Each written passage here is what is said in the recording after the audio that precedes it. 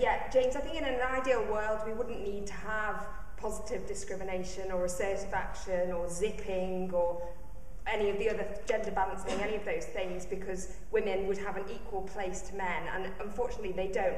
At this very moment, 1 in 4 people in Westminster is a woman, just 1 in 4. And I think the Labour Party actually have done a really good job in encouraging women to stand through all women's shortlists, and I think that we should follow their lead on that, whether that be council seats and the rest of it.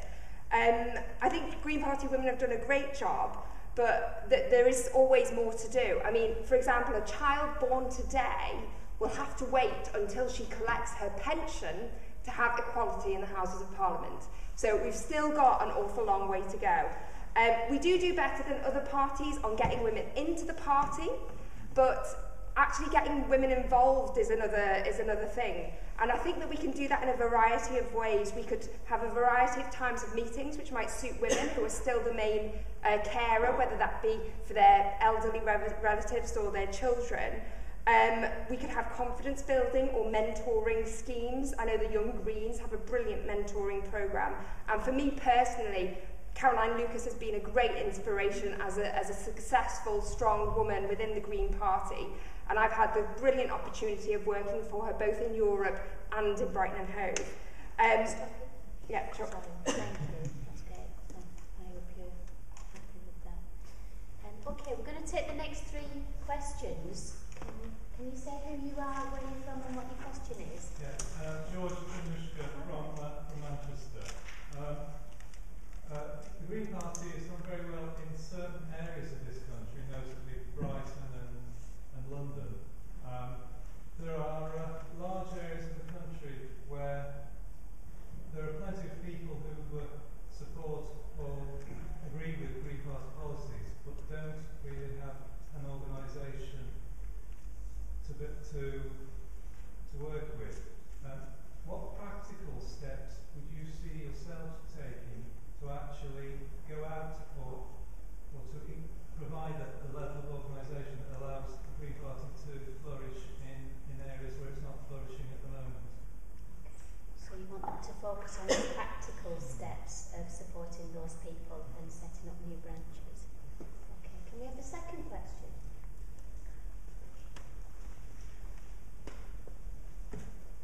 Sam Down, Manchester Green Party. Sam, did you say? Sam.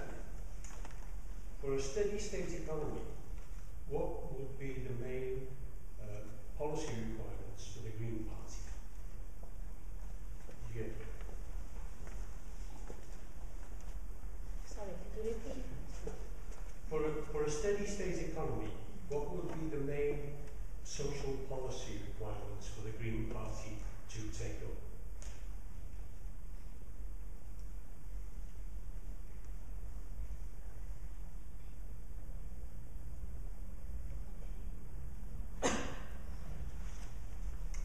Francis Williams and Cohen's Green Party. Do the candidates believe that we should be nice and middle class and do the things that nice and middle class people do? Or should we be more brutal when we are in politics, attacking the other political parties, not in a negative way, but criticising the policies when they need criticising and putting forward our policies too? I do get the feeling, only having been in the Green Party for a little over a year, that we're far too reluctant to attack the other parties and show them up for what they are. It's all, I believe, it's all very well being nice, being pleasant, with your friends, with the people you feel at ease with, people who are similar to you, but we've got to look at the nation as a whole. We've got to think the way the nation as a whole thinks. Okay. And I'm afraid the newspapers, the tabloid papers, are only interested in smearing. We need to do something different. I think we need to be critical and constructive. I'm going to give you 2 minutes for the 3 questions. Sorry, no pressure. And would anyone like to start? Would anyone particularly like to start? I said you're going to need amphetamines to do this particularly. Right.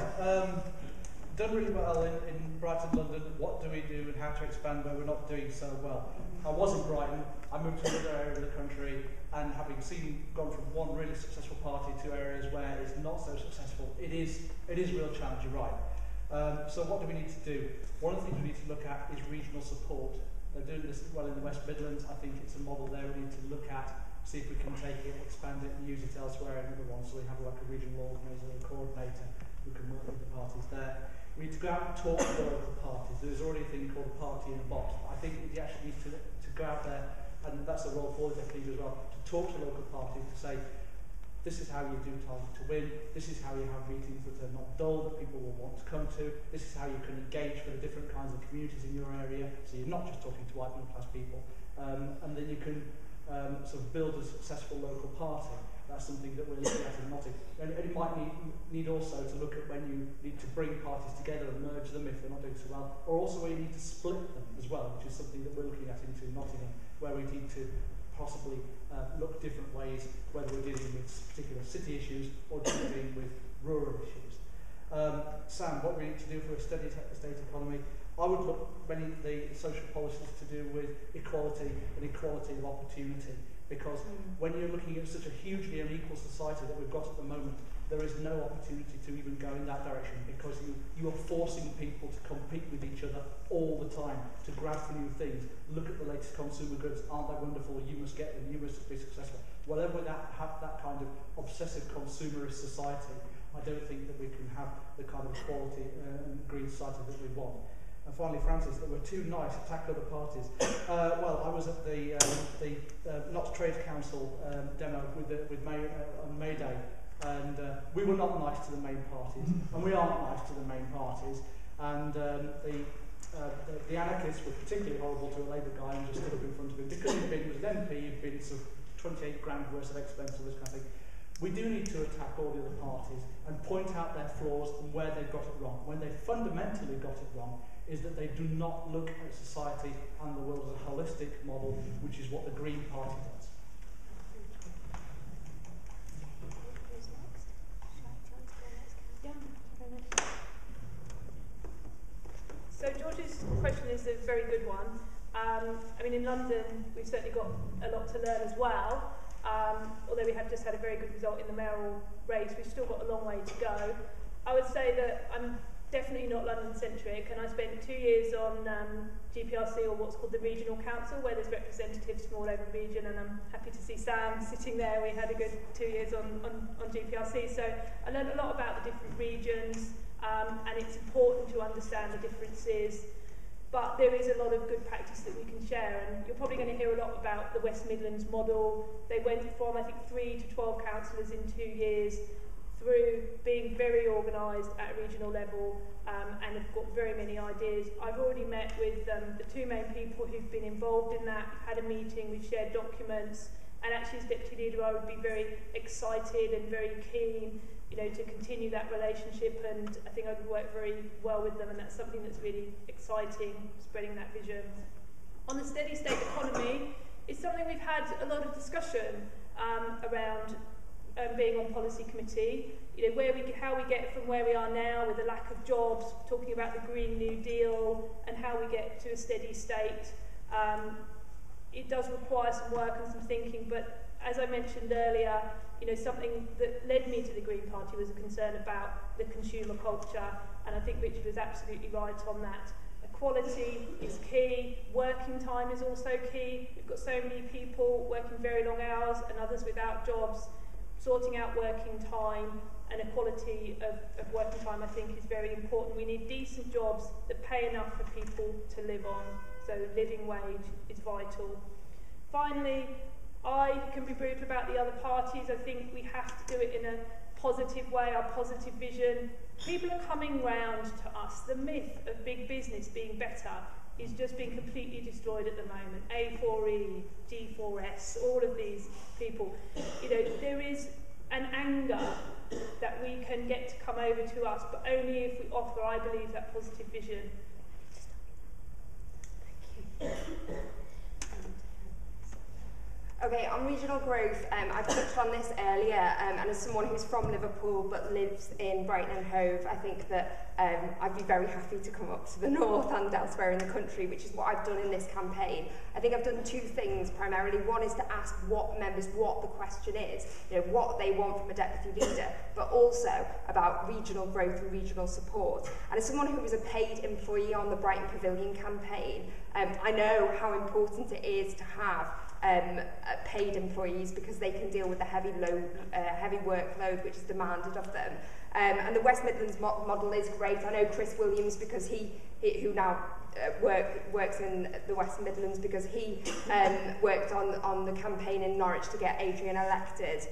I think that, I've already set up new branches in the southeast of England, and so I understand that they need support, and I'm very happy to go around and share expertise that I've learned from some of the very best. I want to replicate the success that we have managed to achieve in Brighton and Hove elsewhere in the country, because we're running out of time. On the economy and policy requirements, I think that we need to invest in our public services, in jobs. My sister graduated with a first. She was the first person in our family to go on to postgraduate education. She got a distinction in that, and guess what? She's unemployed. And I was in Oxford yesterday. There were people graduating with 2-1s, and guess what? They're unemployed. We need to create public sector jobs. And just finally, because I think I've got about 10 seconds left, on being 20. On being ruthless.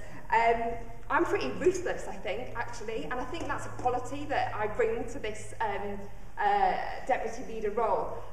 We were just in council last week, and I had a debate about bowling greens, and I managed to turn that around and blame the Tories for their immoral and unnecessary budget cuts that are coming down from us, from central government. Okay, that's fantastic. Can I just confirm that you've all got access to blogs, bots and internet websites and what have you that everyone can have a look at if they want to find out more? We're not going to have time to give you a summing up time, so if you can just tell people where you would prefer them to contact you if they want to find out more, that would be great. Well, I'm on Twitter as @AlexForDeputy, and the 4 is FOR. I've got a Facebook page as well, which is Alexandra for Deputy, and my website is www.alexfordeputy.org.uk, and the 4 for all of those is FOR. I have a leaflet with me, which I think probably quite a lot of you have got already, but if you don't mind, I'll just hand that around, because it has my website, my Twitter, my Facebook, very networked, and also a phone number, and I'd really welcome everyone getting in touch. It would have been great to have more time, but we have to let the leaders have their go, so please get in touch. I'd love to hear from you. I've got a website. It's Richard for Deputy, that's FOR as well, richardfordeputy.org, and everything else is off there, Facebook, Twitter, phone numbers, whatever. So richardfordeputy.org. Can I ask you to thank the candidates for coming along this evening?